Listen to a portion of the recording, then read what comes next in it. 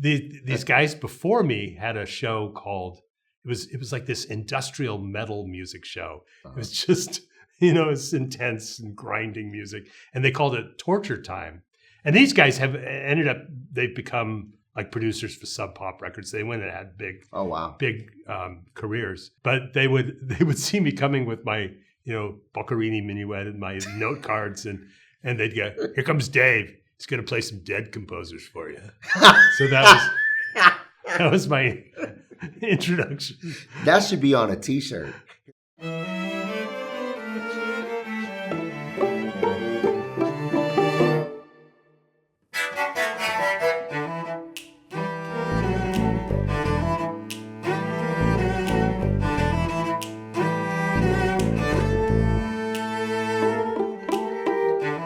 Dave, welcome to Unmute the Voices.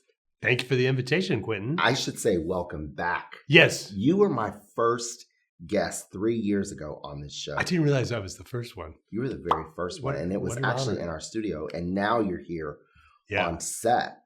Beautiful place you have here, by the way. First time you. I've been to the Renton Key to Change facilities. And thank you. We're so happy to have Key to Change as the place where we can film all of these interviews. And so I'm nervous, but I'm excited to have you here on air. You are a legend in radio land all across Puget Sound. You were first at KAOS. You started your career in 1985, and you're now, of course, at Classical King as one of the champion superior announcers and host. You're very kind. Thank you. But it's true. I mean, you're a legend in radio. So I'm just curious first, if you could talk about how did you get interested in radio?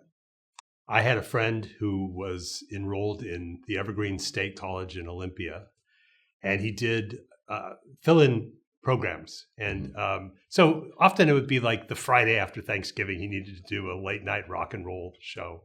And so I would tag along with him and hang out at Greatest Call Letters in America, KAOS in Olympia.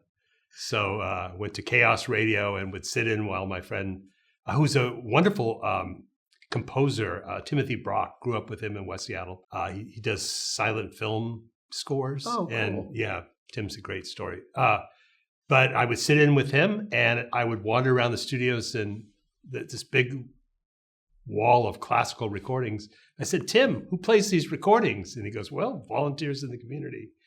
Talk to our program director." So I did that, signed up. And in those days, you had to have a little FCC license. So I got my card. I was a card-carrying radio announcer and would go down there. I was finishing my music degree at the UW, but would travel down to Olympia once a week and do a maybe 3-hour radio show that was called Midday Rhapsody. And I started out with theme music. It was the little Boccherini minuet. And it was just very formal, and I had my records. And these guys before me had a show called, it was like this industrial metal music show. It was just, it's intense and grinding music. And they called it Torture Time. And these guys they've become like producers for Sub Pop Records. They went and had big careers. But they would see me coming with my, Boccherini minuet and my note cards, and they'd go, "Here comes Dave. He's going to play some Dead composers for you." So that was my introduction. That should be on a t-shirt. "Here comes Dave. He's about to play some Dead composers." Yeah, and then I'll put it on a mug like you're finally branded. Yeah. That is actually a t-shirt. I think it is. That's a t-shirt. Yeah, that's I'm going to work cool. on that. Yeah. So what actually makes a good classical music show? Because I would assume that most people think, okay, classical music show is kind of boring. But what makes a good one? Well, we're really emphasizing a lot of storytelling. We've done that under the direction of Brenda Barnes, our CEO. So I've been at King. I'm going into year 11. Brenda's been there about half the time. And she had this great storytelling coach that we worked with and did critiques with. And I didn't like it at first because I had my ways of doing things, and Right. I didn't like certain aspects of this approach. But you make it your own. You take some of this teaching and you make it your own, and then you pass it along to the staff.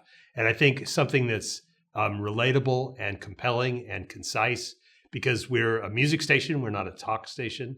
And coming from working 20 years in talk radio at Right. KUOW, that's a big adjustment to make. You got to make it concise and you got to make it pop. Mhm. So that's part of it. And of course the music selection. And I give it up to you for the curation you do on Unmute the Voices. But Thank you. it has to vary in terms of texture, in terms of length. Mhm. We have the Symphony at 9 that we do every morning, which this morning was clocking in at 35 minutes, and you go out of that with a 1 minute what would you call it, palate cleanser or something, to just move on to the next thing, and then maybe do some chamber music after that. So you got to mix it up. You got to mix it up stylistically and in terms of instruments, and you got to be thinking about what people are doing at that time of day. Like, in the evenings, we might play big Mahler or Bruckner symphonies when people have time to kind of sit back and listen. We wouldn't do that as much during the day.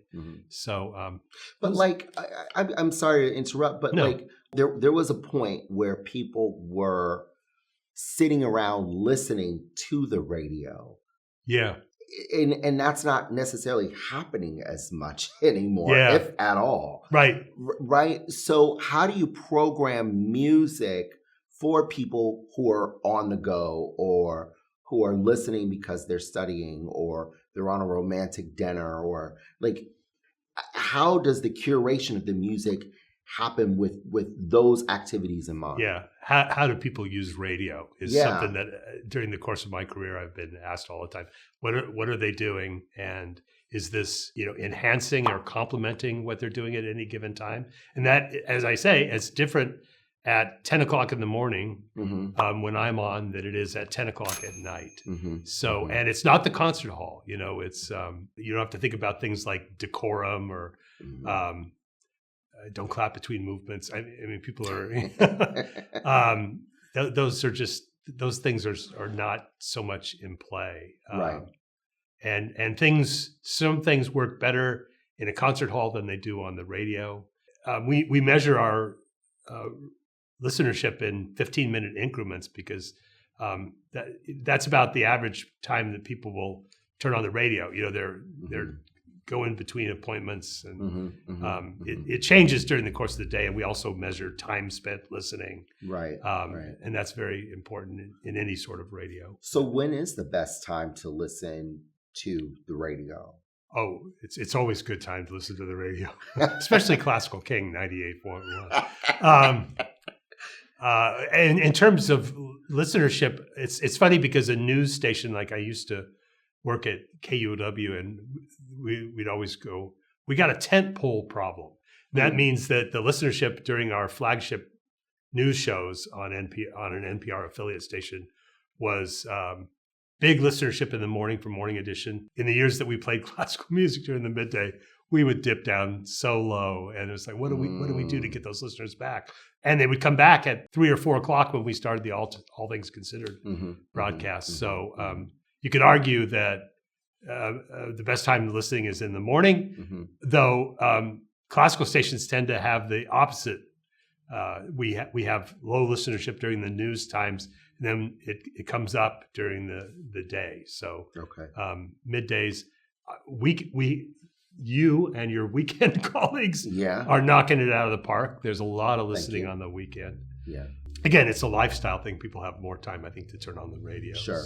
So I'm curious. I mean, I never grew up knowing that being an announcer or host on a radio show was even possible. I didn't know that. Right. But I'm curious, what sort of advice would you give to someone who might be interested in becoming an announcer or a host on a radio show? Yeah.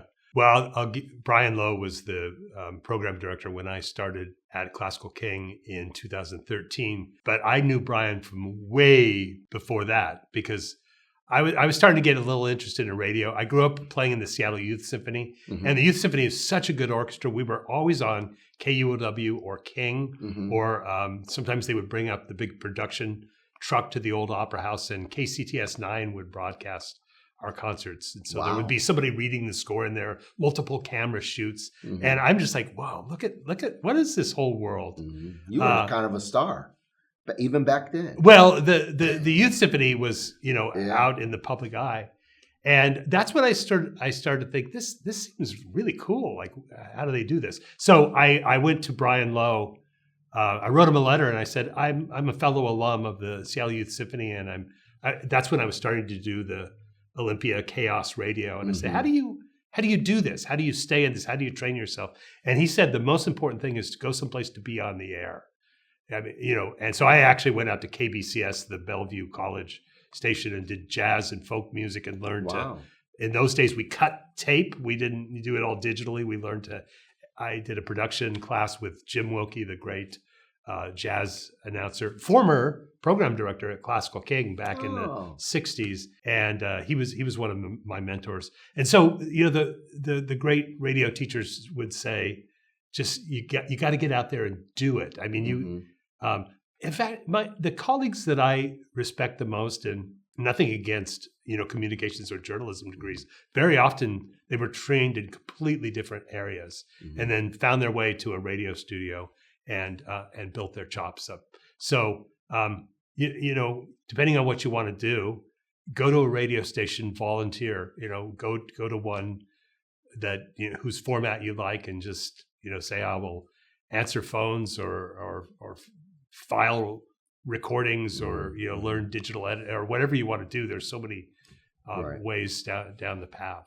So basically, if one wants to have a career in radio, or classical radio specifically, they just need to make themselves known to that station. It sounds like make yourself. But I would say, I have these fantasies every once in a while, because I had a very meandering career as an undergraduate.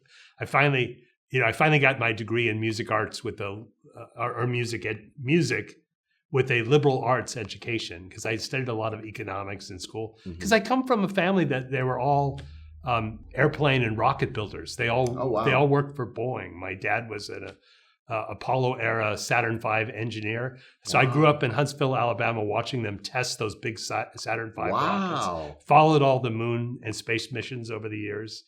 And so anyway, I felt like I need to study math or business or something really practical. I mean, there weren't cello players in the family.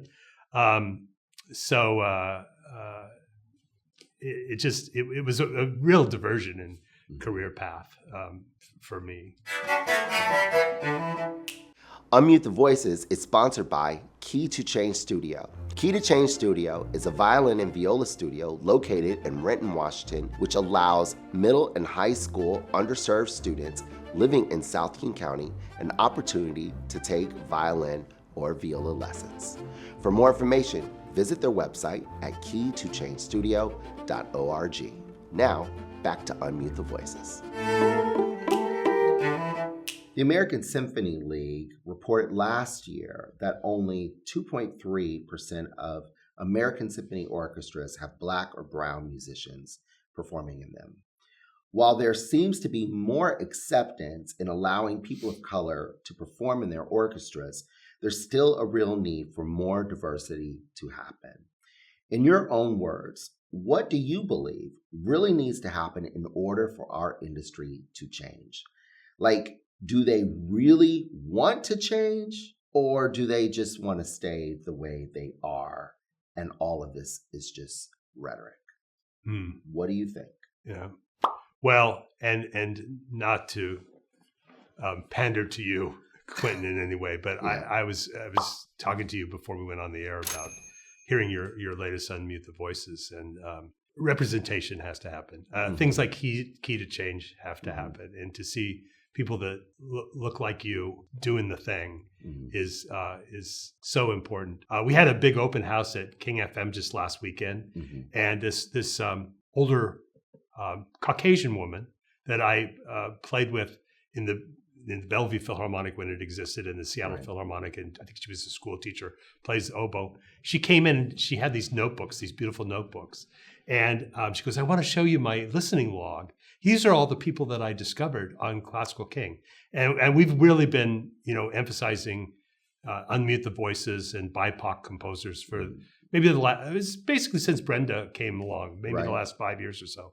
This woman had these notes. It's like, today I heard a piece by Joseph Bologna and some notes on, Born on Christmas Day, or, something that the announcer, which you said on your last show, something the announcers would say. I heard a piece by Florence Price. And she's listing all these composers that were playing that she had no idea were even out there. Wow. So, everybody's got so much work to do, because that statistic is stunning and so disheartening that there's only 2%, in these orchestras of people of color. But I think progress has been made in the last few years, and we're doing it at Classical King because we have folks like you and that our music director we've been talking to people across the country about what else can we play. I mean, is Joseph White's name up here, and you've been such a great champion of his work. So, but do you think that we've reached an era, though, in our advocacy within classical music where people are tired of doing the work? Tired of doing the work, because the work is hard. The work it's not easy, right? Because it involves difficult conversations. Talking about racism in classical music, right? Talking about elitism, talking about how people who've been marginalized, their struggles, their challenges. Yeah. Do you think people are just kind of like, oh God, we got to talk about this again? Well, I'm sad to say there are certain people that are like that. It's like, why are we having to do this? Yeah. And why are you, and I'll use that word again, why are you pandering to communities of color? And it's almost like shut up and dribble, right? Yeah. Like just play basketball, right? Just play the music, right? Right. We don't care about all of that. Why should that matter? Yeah. Do you experience that or see that as... I do. I mean, it's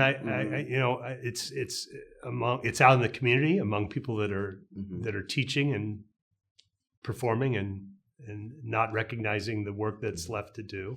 See it to a larger extent than I'm comfortable with. I'll put it that way. So, what do you think you talked about that there needs to be more representation, which I get. But do you feel that people who have been uncomfortable, who haven't really known how to express their hesitation with these conversations, like what sort of advice can you give them in kind of bridging the gap or overcoming their fears of dealing with these real systemic issues within classical music? Well, I will say, first of all, and you've learned in this conversation that I come from this, my father was an engineer, my mother was a nurse. I grew up in West Seattle. I was born in Kansas. I come from a white privileged world. But I will say, when I was growing up in West Seattle, and I talk about being the first person in my family, my brother and I started our instrumental journeys in the public schools in West Seattle. There was, my parents liked dancing and they loved all kinds of music, but there was no instrumental tradition. And in West Seattle in the early 70s, there was just, there weren't good cello teachers out there. I always played in my school orchestras. And then as I started to advance as a cellist, I went to the youth symphony, and all the youth symphony stuff was in that part of town, right? So West Seattle was kind of it was not a hotbed of high level musical instruction. Underserved, basically. Underserved. Yeah. And then the youth symphony partnered with some public schools in Southwest Seattle, and I went out to a day at Chief Sealth High School where I graduated. There was my daughter playing bassoon with the youth symphony, and they were giving clinics to all these kids in the area. And it's like, oh, we're starting to get some high level music education out here. And then I see you opening up this facility and in Des Moines, and we don't have to go drive all across town. We need access to it. That's so right. as a white kid, I needed more access to that kind of high level playing. And I eventually got it, thanks to my Boy Scout master, the late Don Snow, was educated at the Eastman School of Music. He was a double bass player, played brilliant jazz and classical music, and was a public schools music teacher in Seattle. He and another fellow in West Seattle, Warren Shelton, got me connected with great cello teachers. There weren't any cello teachers in West Seattle. And in fact, I was being taught by a violinist, and my grips and things were a little funky. They weren't like this. They were more like, you know what I'm talking about. So access is so important to high level training, and access without the pressure of like, you need to get as much as we want more people of color to sit in symphony orchestras. A small percentage of people are going to make their living as professional musicians. Yeah. It's about teaching in a way that builds community, that builds joy, that builds camaraderie. I mean, all the stuff that is baked into your programs. Sure. That's the kind of stuff that's going to make a difference. I absolutely agree with you on that. I'm curious, you've had a very successful career in classical radio and also in just classical music. You're also a cellist. That people may not even know that you have played in a couple of different ensembles here in the Puget Sound area. What sort of advice would you give to someone who is feeling stuck or unsure about what their next step should be in their life's path?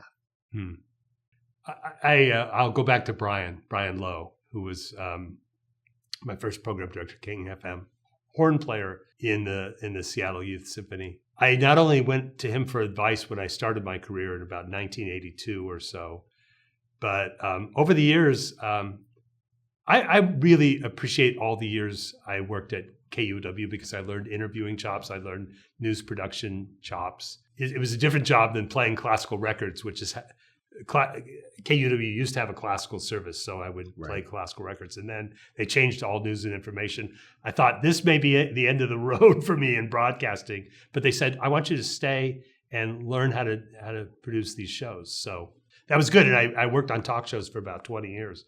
But every once in a while, I would go and knock on Brian Lowe's door and I go, I'm still actively playing as a cellist. I go out and speak to these groups about, I'm a pre-concert lecturer at the Seattle Symphony. I'm an interviewer at the Seattle Chamber Music Society. I'm doing all these things in the service of classical music. Shouldn't I be working at Classical King? And there was always, there's no opening or this. And then one day in 2013, as KUW was starting to revamp some of their talk shows, and I'm kind of like, I'm not sure what my future is. Is it going to be more news, more arts and culture? Mm-hmm. And Brian calls me up one day and he goes, what do I need to do to get you to think about coming over to Classical King? And I said, just ask, like you're doing right now. And so kind of to your question about, you just, keep knocking on doors and keep talking to people in the industry whose work you admire, or whose niche in broadcasting you admire. A friend of mine who I've known since UW days in the late 70s, early 80s, she played in the Auburn Symphony with me. I saw that her daughter was doing college radio back in Ohio. Oh, wow. And I said, that's really great. And she said, can my daughter come and intern with you guys this summer at Classical King? And I said, yeah, let me ask around and find out. But does she want to do sports? Does she want to do, does she want to work with a pop station? Does she really want to intern in classical radio?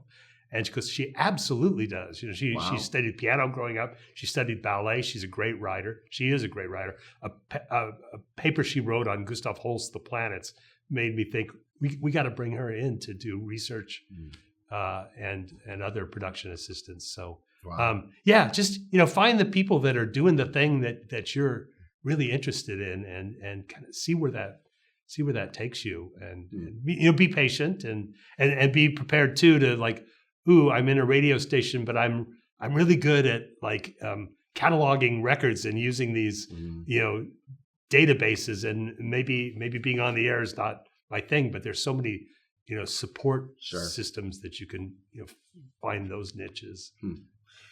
Looking back on your career and your life, what are you most proud of? And what would you like your legacy to be? Oh, man. I'll just, the thing that I'm still buzzing about recently was Classical King has this travel club, and we go on these great travel adventures. And the first one I did was in 2015, and we didn't travel internationally, but we went to New York City, and we did like 10 days of amazing concerts. Oh, that sounds fun. Yeah, and in every hall in New York, and then we took backstage tours of Carnegie Hall and the Met, and that was fun. Then 2019, I didn't really have aspirations to travel to Asia, but I was asked to go on a tour to Japan. We went to Tokyo and Kyoto. And then just this last summer, we went to Switzerland for 10 days. Wow. And we saw 7 concerts in 10 days. We saw the Vienna Philharmonic. We saw the Leipzig Gewandhaus Orchestra. We saw the London Symphony twice. Speaking of people of color, Isa Takani Mason in the Lukaskirche in Lucerne was a beautiful piano recital. And on those trips, I come along as the musical commentator. I do 20 or 30-minute talks every morning before the concert. And to see that the gorgeous Alps, which are everything anybody ever said they would be. We go on Lake Lucerne on these historic paddle boats, and we went to Wagner's villa at Triebschen and saw a recital played on his piano. So to go along and really provide in-depth information to these travelers and music lovers, and to go to the great halls like the KKL on Lake Lucerne or the Gstaad Menuhin Festival, that I was so pleased to be able to go on a trip like that was so beautifully planned and executed, but to also provide musical information that the listeners were clearly enjoying the concert more than they would have without some of that instruction and guidance. So that was. So what would you want your legacy to be?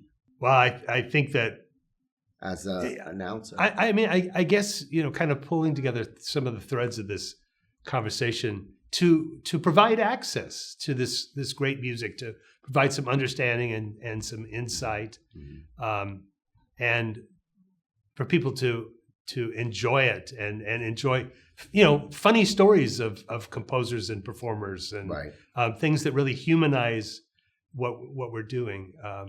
I think this is a theme that you and I have in conversations about, like, how do you make this really inviting and not something that's intimidating or scary or just like that's going to be boring. I can't think of anything more dull than to listen to a Bruckner symphony or whatever. Though I have to say, one of my favorite performances was the Sixth Symphony of Anton Bruckner with the Leipzig Gewandhaus. Yeah, and we did Mahler 6 with the Bavarian Radio Symphony Orchestra too. Sometimes I'm just like, it's just too much. It's too big. But after studying it and hearing it with the European Orchestra in a great hall, just the presentation makes all the difference in how you like or don't like something. Like a teacher makes all the difference. Right. How one is presenting this material, and hopefully you're not rapping students on the knuckles and intimidating them, but making them really love the journey that they're on. Sure. So if I helped with the issues of accessibility as part of my legacy, I guess that would be an important answer to your question. Wow. So. Well, thank you so much for being here. Thank you, Quinn. Yeah. What a pleasure to talk to you. Yeah. And talk about accessibility. I mean, I've already mentioned it, but what you do as a radio announcer on Unmute the Voices on Classical King, as I was joking, I don't hear the announcers use y'all and what's up as much as they nearly should.